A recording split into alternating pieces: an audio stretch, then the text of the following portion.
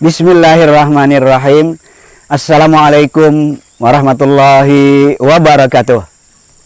Innal hamdalillah nahmaduhu wa nasta'inuhu wa nastaghfiruh wa na'udzubillahi min syururi anfusina wa sayyiati a'malina. May yahdihillahu fala mudhillalah wa may yudlil fala hadiyalah. Wassalatu wassalamu ala nabiyina Muhammad ibni Abdillah wa ala alihi wa ashabihi wa man tabi'ahu hudahu wa wala amma ba'du. Para pendengar, ikhwan fillah, ikhwan fil kifah rahimakumullah.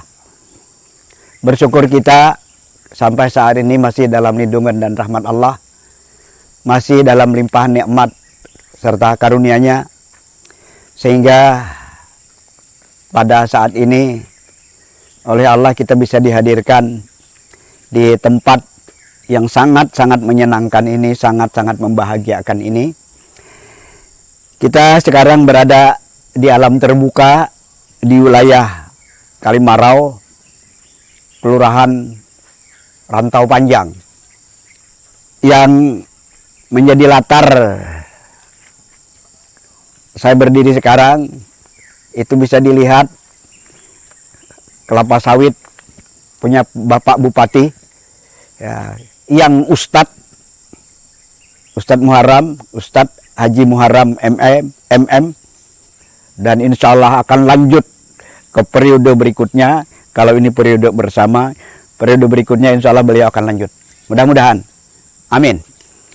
Berada di alam terbuka sekali lagi memang satu kenikmatan bagi kita. Karena bagaimanapun juga alam adalah ayat-ayat Allah, bukti-bukti keberadaan Allah, kekuasaan Allah yang terhampar, yang kita justru juga harus baca, melihat, merenungkan, dan mentadabburi.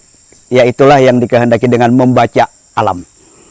Inna fi khalqis samawati wal ard wa ikhtilafil laili wan nahar la ayatil liulil albab. Sesungguhnya pada penciptaan langit dan bumi, inna fi khalqis samawati wal ard wa ikhtilafil laili wan nahar, silih bergantinya siang dan malam.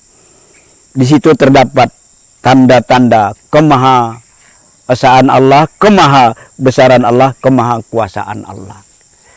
Liulil albab,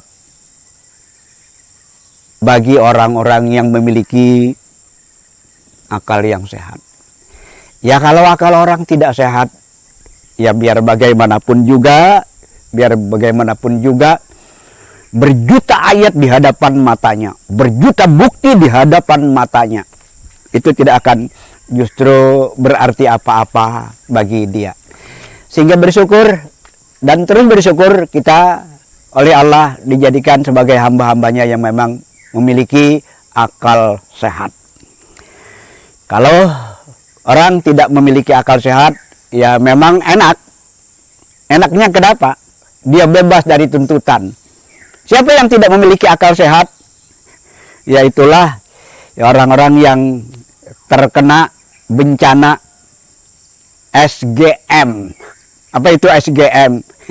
Sinting, gila, majnun, podo ya. Nauzubillah, summa nauzubillah min dzalik. Saya katakan enak orang yang sinting, yang gila, yang majnun. Lah kok enak? Ya kenapa tidak enak? Enak kan, tidak ada tuntutan apa-apa. Bebas dia. Di akhirat bebas. Di dunia juga bebas. Nah, orang gila kok. Tapi saya tanya, ada nggak yang mau gila? Enak tadi bebas. Ada nggak yang mau? Nggak ada yang mau. Nggak ada yang mau, pastilah. Orang dikatakan ya setengah gila aja tidak mau, dikatakan kurang akal saja tidak mau. Ya, apalagi terang-terangan dikatakan gila, ya orang pasti tidak mau, pasti akan tidak terima, pasti akan tersinggung. Bersyukurlah kita oleh Allah dijadikan sebagai orang-orang yang berakal sehat. Ya memang orang yang gila ada dua penyebabnya. Pertama dari sonoknya. Ya terlahir ya sudah, ya memang Allah punya mau itu, dan itu urusan Allah. Dia sudah dalam keadaan tidak waras, dalam keadaan tidak sehat akalnya, dalam keadaan gila. Tapi ada gila yang dibikin. Dan ini tidak benar. Lah kok gila dibikin? Iya. Ada dua faktor gila bikinan. Faktor yang pertama, orang bisa jadi mengkonsumsi sesuatu yang bisa merusak akal. Entah itu dalam bentuk makanan, entah itu dalam bentuk minuman. Ya kalau makanan, minuman yang justru bisa merusak akal, beracun, ada zat-zat adiktifnya seperti narkoba, itu dikonsumsi sama aja mau gila namanya. Ya satu, ya jangan sekali-kali orang justru berinteraksi dengan hal-hal yang memang memabukkan. Yas'alunaka 'anil khamri wal maisir qul fihima ismun kabir wa manafi'u linnas wa ismuhuma akbaru min naf'ihima. Jangan sekali-kali kamu mereka bertanya kepada kamu, yas'alunaka 'anil khamri, tentang khamar, wal maisir, dan tentang judi. Beritahu saja Muhammad, pada keduanya memang ada kemanfaatan, tapi pastikan bahwa kemudaratannya lebih besar dari kemanfaatannya. Lah orang yang berpikir sehat, mudaratnya, kerusakannya lebih besar daripada manfaatnya. Kira-kira akan meninggalkan atau justru meneruskan kebiasaannya? Pasti akan meninggalkan. Nah, itu kan yang Allah informasikan terkait dengan khamar, terkait dengan minuman keras, terkait dengan judi. Para pendengar yang dimuliakan oleh Allah, itu yang pertama. Yang kedua, orang berpikir di luar memang jangkauan nalar. Akal memang tidak sampai. Bukan berarti akal tidak sehat, bukan. Akal itu ya memang ada batasnya ya.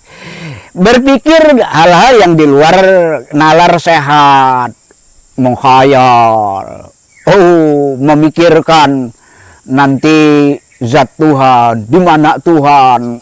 Wah, memang bisa gendeng ya, karena itu bukan garapan akal, bukan wilayah akal. Jangan. Nah, kita bersyukur dianugerahi akal yang sehat, yang tentu saja untuk kita jaga, untuk kita pelihara senantiasa. Memelihara akal tentu saja dengan menggunakannya untuk selalu berpikir dan berpikir. Sekian banyak ayat-ayat Allah yang justru mengusik dan mengajak manusia untuk mau berpikir. Karena ya kalau akal tidak dibuat untuk mau berpikir, ya, maka juga akan terjadi nanti kebuntuan. Maka juga akan sekian banyak hal-hal yang justru akhirnya kita tidak mengerti, akhirnya kita tidak pahami. Maka akal harus difungsikan untuk selalu berpikir, untuk selalu merenung. Sebagaimana ayat yang tadi saya bacakan, yang terdapat di dalam surah Ali Imran, ya kan, menggugah kita, mengajak kita untuk mau berpikir. Ya, kita dihadapkan pada 3 tanda-tanda atau bukti-bukti kebenaran. Pertama adalah ayat-ayat Allah yang tersurat di dalam Al-Quran. Yang kedua, ayat-ayat Allah yang terpampang di alam semesta.